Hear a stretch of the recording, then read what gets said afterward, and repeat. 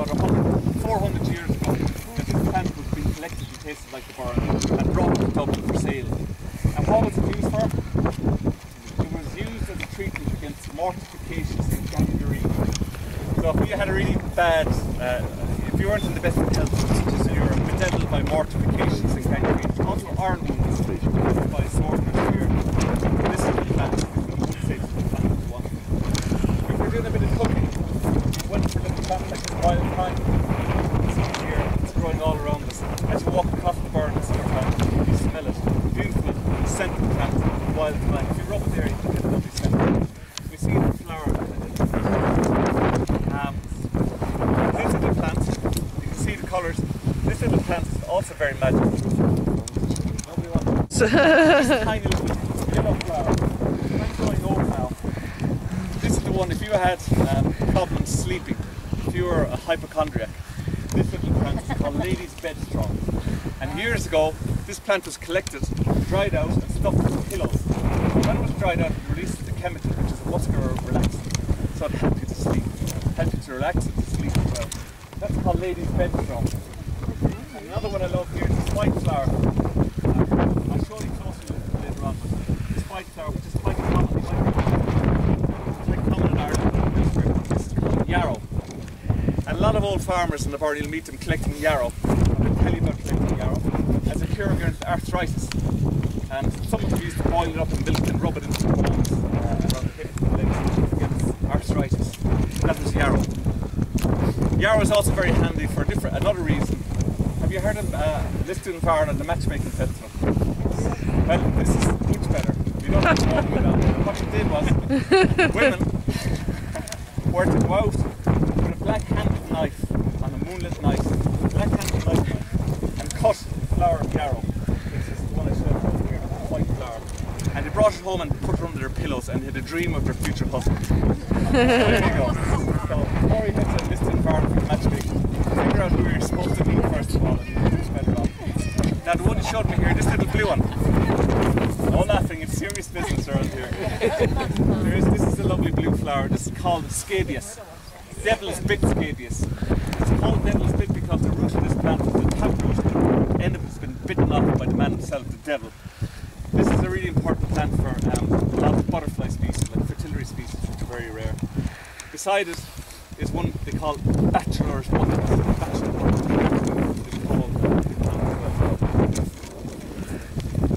That one is a beautiful flower. This is called the harebell. If you look at that little flower, it's very thin, papery little skin. It's called the harebell. It's also called the witch's thimble. The witch's thimble fits around. You put your finger like that. That's the witch's thimble. If you had constipation, God forbid, you collect this little plant, which is called purging flax. You can't see it from there, but believe me, it's a tiny little flower called Lydium catharticum, or purging flax. Let's find one more flower for you, and then we get out to sit among the flowers a little bit later, and we can have the quiz, which will determine whether you walk the dolly or take the bus dolly. There's a little grass I wanted to show you.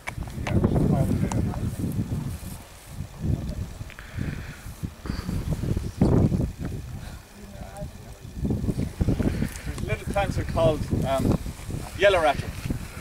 And here it is actually rattle in the seed buds come in with. This is a fantastic plant. It's a parasitic plant, semi-parasitic. So the roots tap into the roots of other plants to draw the energy from that. But it's an interesting plant. It's becoming quite rare now in Ireland because with the advent of chemical fertilisers and slurry and things like that, you can actually cut your hay and your silage much earlier.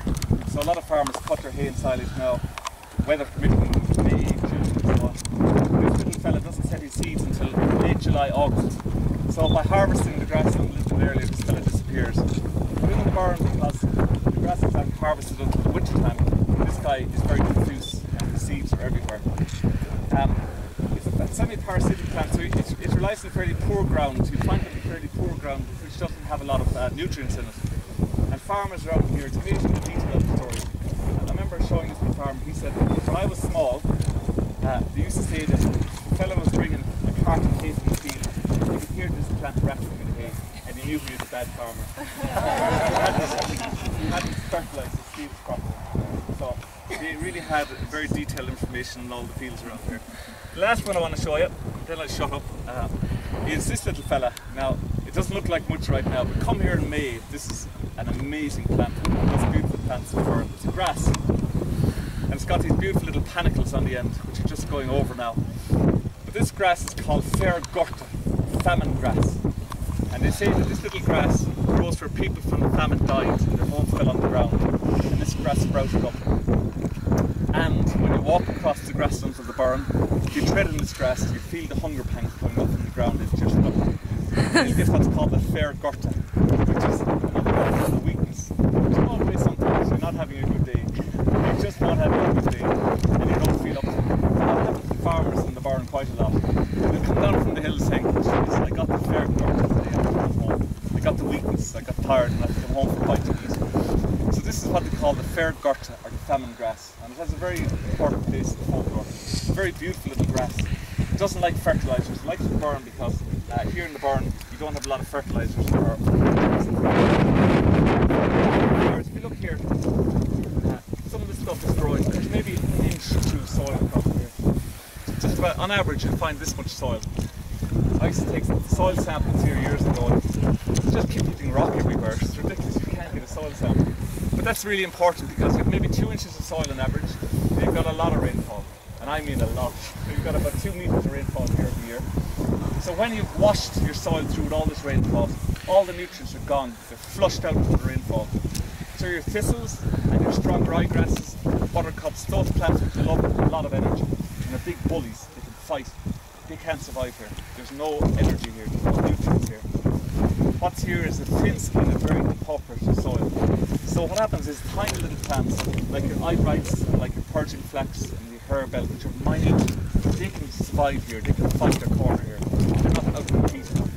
And that's why you get so many little plants here in such a small area. And the other thing you get here is no fertilisers, because for the farmers here as well, if it's fertilised in this rock, you have to be crazy. It's too rough. You can do it by hand, but most of it's going to go down between the rocks and disappear. So farmers don't fertilise these areas. So you've got a lot of rainfall, very little fertilisation. And the last ingredient you have here, which is absolutely fascinating, and this is the last thing I'll say before the two. So pay attention. It's farming. Okay, picture.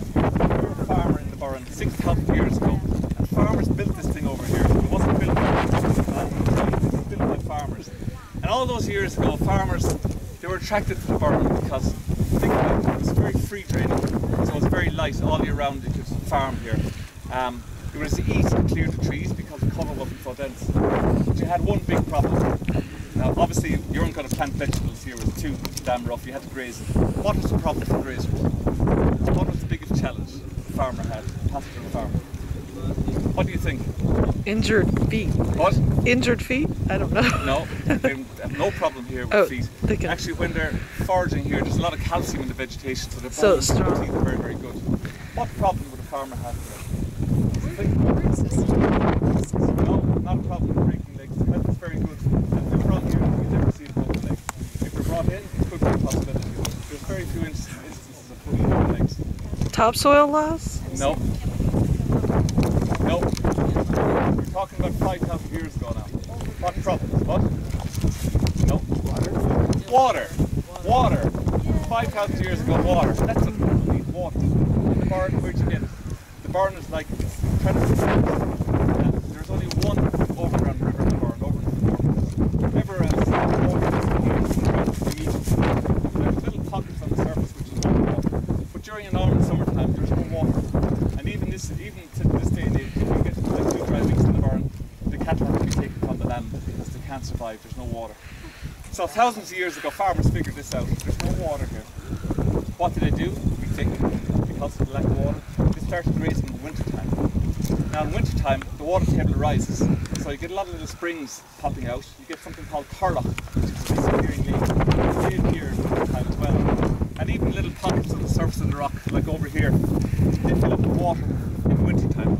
Now, this summer is more like winter, but normally in winter time there is water. So farmers started grazing here in winter time. And what do you know? It worked to treat, because of 3 things. Out in winter time it was much warmer and much drier on the green fields. It had lots of water, so a very calcium rich diet of water and vegetation. fogage. There's a word called fogage. But basically this stuff, vegetation here is very tough. It holds up really well throughout the winter. So you had a standing crop of hay, and you had water, and you had shelter. Perfect. The really interesting aspect of that, we've recorded that in the book, is that floristically, when the flowers are out, the cattle aren't here. So in summertime, the cattle move on to the green fields, while the flowers are in bloom in the burren. And then in wintertime, the cattle are taken onto the burren. All the flowers have finished blooming, all the seeds have been set, so the cattle just come in and harvest the dead vegetation. Now if the cattle didn't do that, what you'd have is a build-up of dead vegetation, and you wouldn't get any light coming into the ground there, and these tiny plants couldn't survive. They couldn't push their way out of the patch of grass. So what we've discovered years ago, farmers were considered to be the villains of the burren. They were destroying the landscape, they were overgrazing, they were rooting it with different feeding systems. But in actual fact, if it wasn't for farmers and for winter grazing, you just wouldn't get that. If that area was grazed persistently during summertime over the years, this is what you'd end up with. Now, I don't know about you, but I prefer to be on this side of the fence. It looks a lot more interesting and full of different wildlife during the summertime as well, different insects and butterflies and all sorts of different species. But if farmers didn't do what they do by winter grazing, this is what you get. The flowers would disappear very quickly and you'd be left with a pretty dull looking grassland. So the farming is really central to what happens in the burren. Some people say that, well, why if the cattle would eat the flowers, why don't you just stop farming? Well, if you look across the way there, you can see it's basically forested. It's becoming forested. The reason the burren is so bare today is because farmers have been farming it for 5,000 years. Farming agriculture reverts to its natural state, which is scrub. You don't have any flowers in there, well, very few. You lose your archaeology and you lose your limestone, so it changes. So that's the whole purpose of our program. This old tradition, which makes the burren and covers it, really worth hanging on to. We work with the farms to make sure that we can continue to keep the burren like that, parts of it like that at least, for the future. Okay, any questions?